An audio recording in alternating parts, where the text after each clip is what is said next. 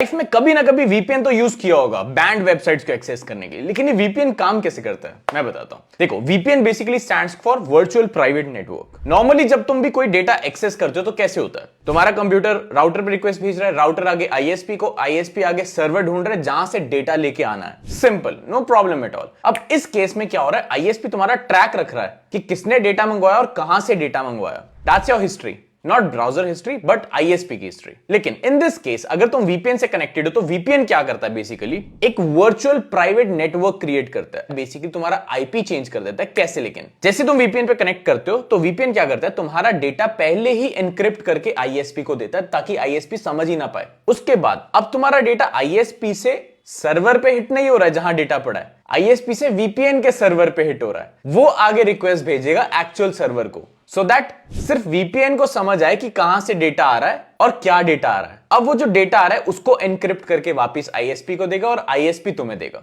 Now in this case the problem is कि what if VPN सारा record रख ले instead of ISP. That's the actual thing. VPN ये चीज करता ही नहीं है and you just have to trust it. काफी बड़ी बड़ी अच्छी अच्छी कंपनीज जो वीपीएन प्रोवाइड करती हैं, बट अगर तुम्हें सिक्योरिटी का इतना इशू नहीं है, जस्ट आईपी मैपिंग ही करनी है, तो उसके लिए तो तुम्हें खुद दिख ही जाता है। तुम यूएस के वीपीएन सर्वर से कनेक्ट करके फिर उनके थ्रू आगे डेटा एक्सेस कर लो तो ब्लॉग वेबसाइट भी खुल जाएंगे। All set.